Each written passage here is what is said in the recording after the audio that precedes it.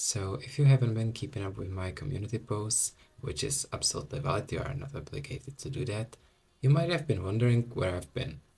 And the truth is, I just wasn't able to balance out creating content with also looking hard to finish my bachelor thesis and getting my degree. And as I've accomplished all of that, let's just not waste any more time and dive straight into the video. At last, the flame is born.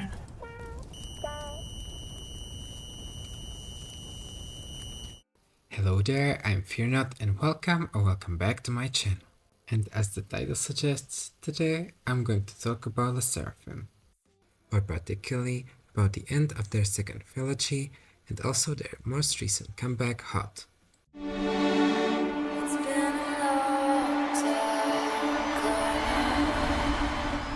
I think Hot, as a mini album especially, gets quite a controversial reputation, as on one hand, people are praising it for its well thought out and fitting concept, which is present all throughout the mini album.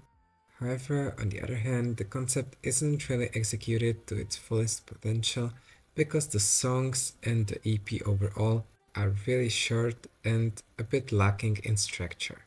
I really don't think that's a bold or controversial thing to say because it's fairly apparent within each of the tracks, not including Ash. But that doesn't really take anything from my personal experience of the album.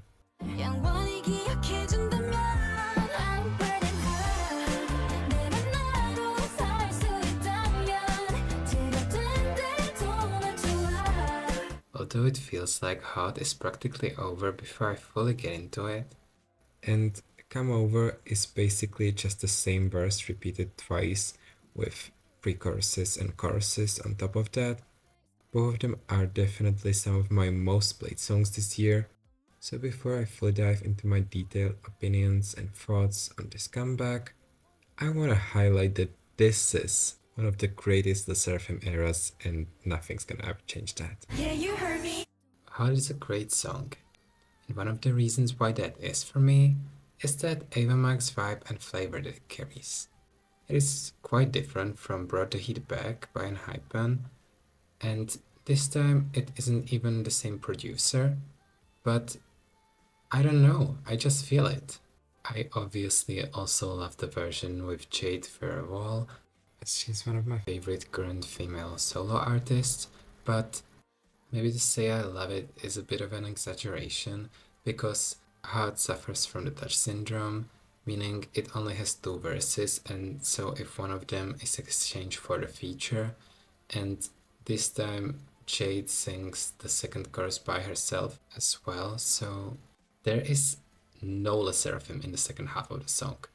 As far as I'm aware, there can be some vocals in the mixing, but that doesn't change a thing about it not being suitable for a feature. Not like this, an exchange for another part. Like even when Yeonjun of TXT had his feature on Touch by Ketsai, I was like, that's amazing, but I would much prefer it if it was added to the song as it was, and not exchanged, because Touch by Ketsai already, like, that's a 2-minute song. We could extend it, and this is the same example, but it could actually fit even more. Like, let Jade sing the new bridge to the song and then add another chorus. Like, at this point, I know I'm being absolutely delusional, but let me dream. Because I really like and appreciate the initiative.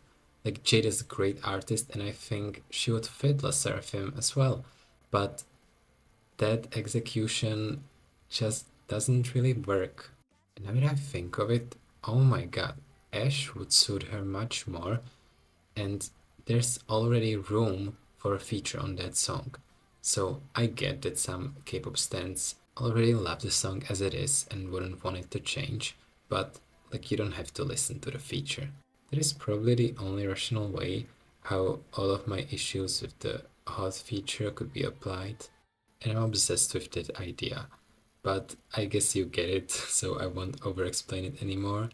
I just wanted to say that I don't know, like, am I the YG leaker, or why is Hype giving me all the collaborations I would want? Because there were two separate Ava Max features last year from both Enhypen and Islet, and now we get Jade and Minju with Yuna as a feature on a Kylie Kentral song. Oh my god, I'm obsessed. Like, am I stalking Hype or are they stalking me? Because how would they know that Goodie Bag was my most played songs for the past 6 months?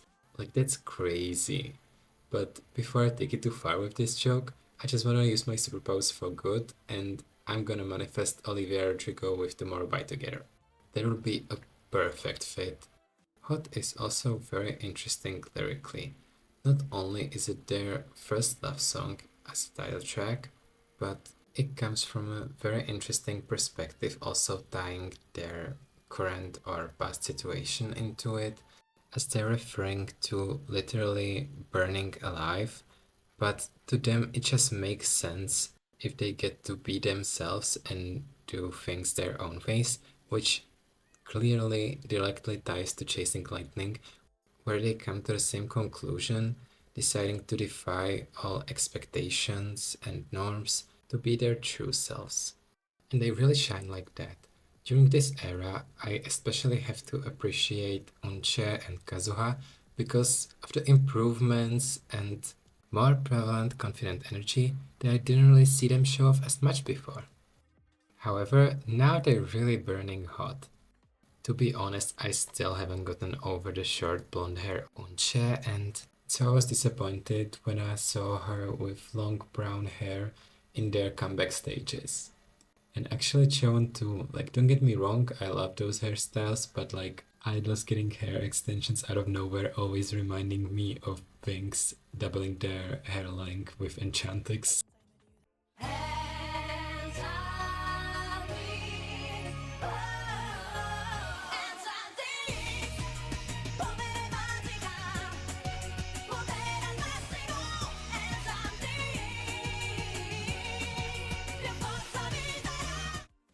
Kazuha not only shocked me with her visuals, but also with her vocals this comeback. I don't know what it is about the songs, but I think they really suit her vocal tone, and especially Come Over. Every time I hear her sing on this album, chef's kiss.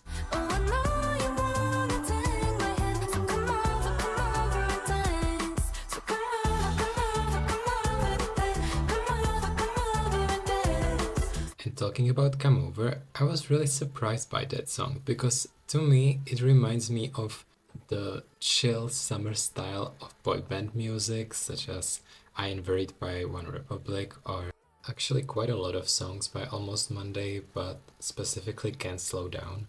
And you know what? Hell yeah, I love that kind of music. And I definitely appreciate it all the more now that it's probably my reigning summer song of this year.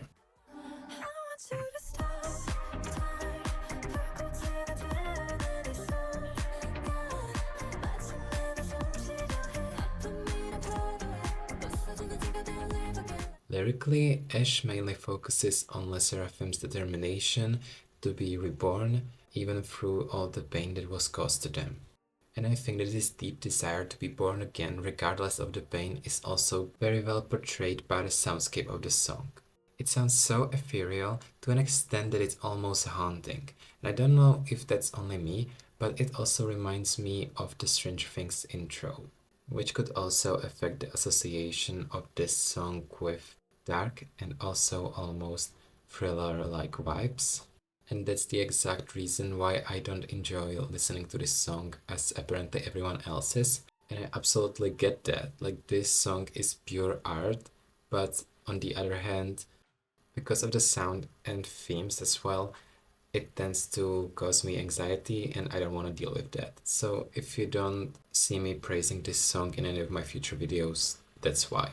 Either way, I also find very interesting that this song didn't get any extra promotion or stuff like that, because it is, although very much darker, the Le Sserafim time of B-side as Impurities or Blue Flame.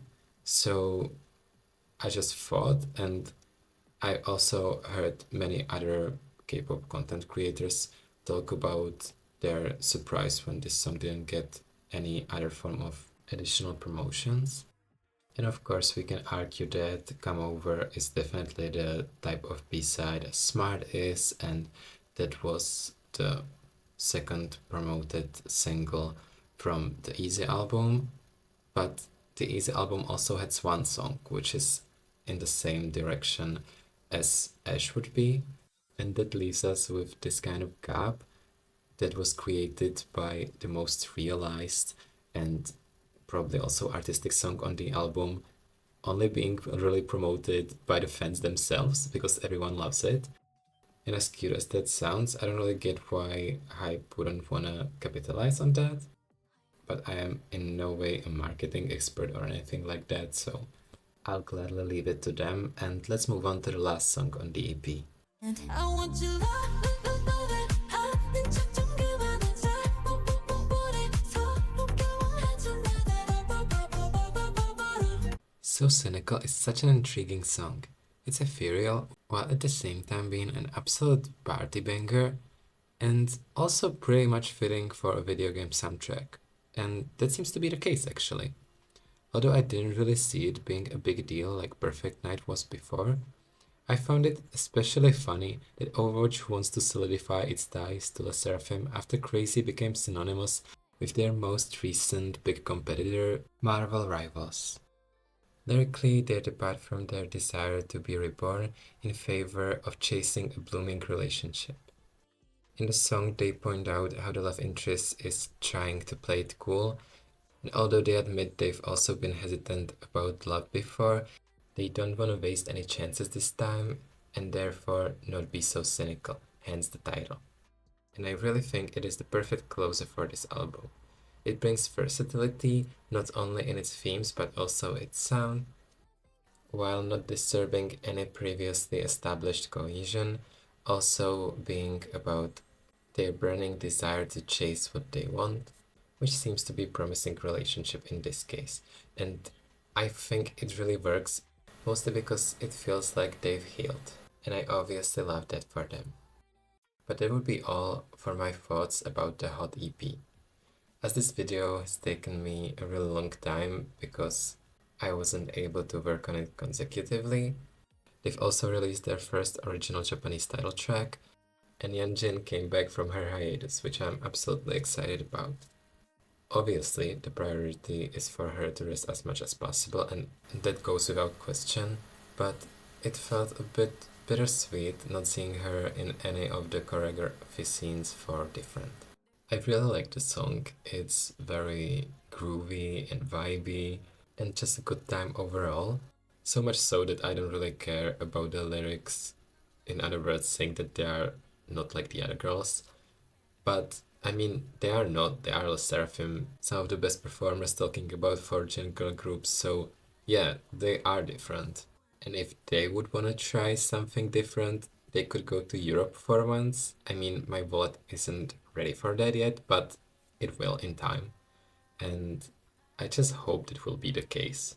Talking about Different, I also really want to highlight their English version official visualizer because there is a literal video game animation for no reason at all other than a real concept and aesthetic that someone poured their whole heart into, and it shows. I actually think that I prefer that version to the MV, but that's besides the point. I would really want to play that game though. Anyways, that is truly all for the whole video.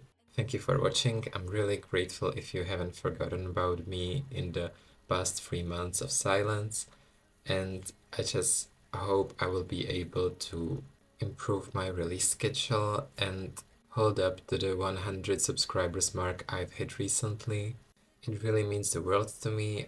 I would love to hear your thoughts on the Seraphim recent music and also any feedback you might have for my videos in general. And until next time, bye! At last, the flame is born.